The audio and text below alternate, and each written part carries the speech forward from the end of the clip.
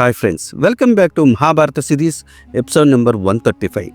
ఇప్పటి వరకు జరిగిన కథ ఏంటంటే, శ్రీకృష్ణుడు రాయబారిగా హస్తినాపురానికి చేరుకున్నాడు.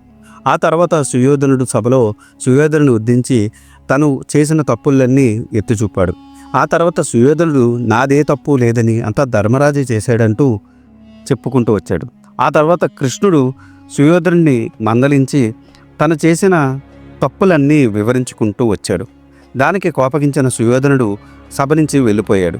ఇది మర్యాద కాదని ధృతరాష్ట్రుడు గాంధారిని పిలిపించాడు. గాంధారి కూడా తన విధాలుగా తన కొడుకు చేసిన తప్పులను ఎత్తి చూపింది. మళ్ళీ అలిగి వెళ్ళిపోయాడు దుర్యోధనుడు. ఆ తర్వాత ఏం జరిగిందో తెలుసుకోవాలనుకుంటే ఈ వీడియోని స్కిప్ చేయకుండా లాస్ట్ వరకు చూడండి. సుయోధనుడు సభ నుంచి మళ్ళీ వెళ్ళిపోయాడు. తన వారితో మంతనాలు జరుపుతున్నాడు. శ్రీకృష్ణుడి తలంపు మంచిది కాదు. భీష్ముణ్ణి ద్రోణుణ్ణి తన వశం చేసుకొని మన మీద ఒత్తిడి తెస్తున్నాడు. అతని మాటలు బట్టి ఇది వెల్లడవుతూ ఉంది.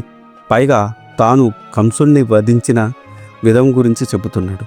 ముందు ఇతడిని బంధిస్తే గాని పాండవుల గర్వం అనగదు. అప్పుడు వారు మన దారికి వస్తారు.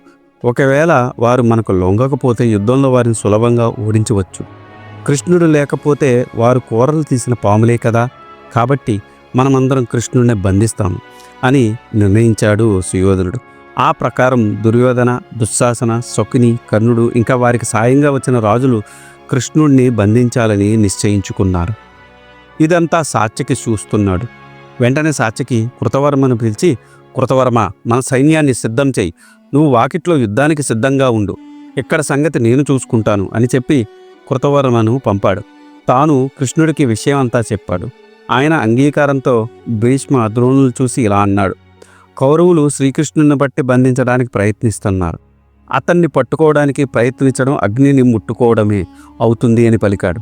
ఆ మాటలు విన్న విదురుడు ధృతరాష్ట్రుడితో ఇలా అన్నాడు: మహారాజా, నీ కొడుకులు శ్రీకృష్ణుని పట్టి బంధించడానికి ప్రయత్నం చేస్తున్నారు.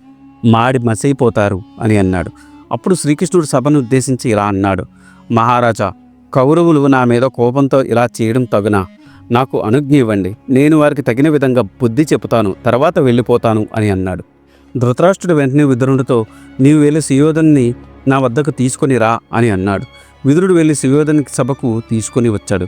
సుయోధను చూసి ధృతరాష్ట్రుడు ఇలా అన్నాడు: సుయోధన, ఏమిటి దుర్బుద్ధి? శ్రీకృష్ణుని బంధిస్తావా? మీరంతా నాశనమైపోతారు. నేనేమి చేయలేను అని అన్నాడు. అప్పుడు శ్రీకృష్ణుడు సుయోధను చూసి, సుయోధన, నేను ఒక్కడిని అని నన్ను పట్టి బంధించడానికి ప్రయత్నిస్తున్నావా? నేను ఎవరో చూస్తావా అంటూ ఒక చిరునవ్వు నవ్వాడు. శ్రీకృష్ణుడు నుదుటి నుంచి బ్రహ్మ, వక్షస్థలంలో విరూపాక్షుడు అంటే శివుడు, ముఖంలో అగ్ని, పారసములో ఇంద్రుడు, యముడు, వరుణుడు, కుబేరుడు, ఆదిత్యుడు, మరుత్తు, విశ్వదేవులు, అశ్వినులు ఉద్భవించారు. బాహువుల నుండి బలరాముడు, అర్జునుడు, భుజముల నుండి యుధిష్ఠుడు, భీముడు, నకుల సహదేవులు, యదు, వృష్టి, భోజ, అందకవీరులు ప్రభావించారు. శంఖము, చక్రము, గద, ఖడ్గము, సారజ్ఞము మొదలగు ఆయుధములు చేతిలోకి చేరాయి. నేత్రములు, చెవులు, ముక్కుల నుండి ధూమముతో కూడిన మంటలు లేచాయి. రోమకూపాల నుండి సూర్యకాంతులు వెదజల్లుతున్నాయి. ఆ ప్రకారం శ్రీకృష్ణుడు చూడ్డానికి కూడా సఖ్యం కాకుండా ఉంది. అందరూ భయంతో కళ్ళు మూసుకున్నారు. శ్రీకృష్ణుడు అక్కడ ఉన్న మునులను, భీష్మాదులను దివ్యదృష్టి ప్రసాదించాడు. దేవతలందరూ సిద్ధులు, సాధ్యులు, విద్యాధరులు జయధ్వానాలు చేశారు. ఆ కలకలం విని ధృతరాష్ట్రుడు అది దేవదేవుని విశ్వరూపం అయి ఉంటుందని భావించాడు. వాసుదేవ, నా మీద దయ ఉంచి నిన్ను దర్శించే భాగ్యం అనుగ్రహించు అని ప్రార్థించాడు. అప్పుడు శ్రీకృష్ణుడు ధృతరాష్ట్రుడికి దృష్టి ఇచ్చాడు. ధృతరాష్ట్రుడు శ్రీకృష్ణుడి విశ్వరూపాన్ని కనులారా చూసి, దేవా, నీ దివ్యమంగళ విగ్రహమును చూసి ఈ కళ్ళతో మరలా ఈ లోకమును చూడలేను. మరలా నన్ను అంధుడిగా చెయ్యి అని ప్రార్థించాడు. శ్రీకృష్ణుడు అలాగే అన్నాడు. ధృతరాష్ట్రుడు యథాప్రకారం అంధుడయ్యాడు. శ్రీకృష్ణుడు తన విశ్వరూపాన్ని ఉపసంహరించుకున్నాడు. సాత్యకి కృతవర్మలు తోడుగా రాగా సభ విడిచి వెళ్ళిపోయాడు. ఇది ఈనాటి వీడియో. ఆ తర్వాత ఏం జరిగిందో తెలుసుకోవాలనుకుంటే మీరు నా నెక్స్ట్ వీడియో కోసం వెయిట్ చేయాల్సిందే.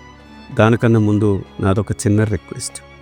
నేను చేసే ఈ మహాభారత సిరీస్ వ్యాస భారతం నుండి కవిత్రయం అంటే నన్నయ్య గారు, తిక్కన గారు, ఎర్రాప్రగడ గారు తెలుగులోకి అనువదించారు. అదే ఈ మహాభారతాన్ని నేను మీకు యథాతథంగా అందించాలనే సదుద్దేశంతో ఈ వీడియోలు చేస్తున్నాను. ఏ జనరేటెడ్ ఇమేజెస్తో వీడియోస్ చేయడం కొంచెం కష్టతరమైన విషయం అయినప్పటికీ మన సనాతన ధర్మంలో ఉన్న మంచిని చెప్పాలనే ఉద్దేశంతో పూర్తి కథని ఈ వీడియోలో రూపంలో అందించడం జరుగుతుంది. అందుకని మీలాంటి వారి సపోర్ట్ నాకెంతో ముఖ్యం. మీరు నన్ను సపోర్ట్ చేయాలనుకుంటే జస్ట్ మీ అభిప్రాయాన్ని కమెంట్ల రూపంలో తెలియచేస్తూ, లైక్ చేస్తూ, 10 మందికి షేర్ చేస్తూ మన ధర్మాన్ని 10 మందికి అందేలా చేయాలని కోరుకుంటున్నాను. ఈ వీడియో కనుక మీకు నచ్చితే do like, share and subscribe. Thanks for watching. జై సనాతన ధర్మం.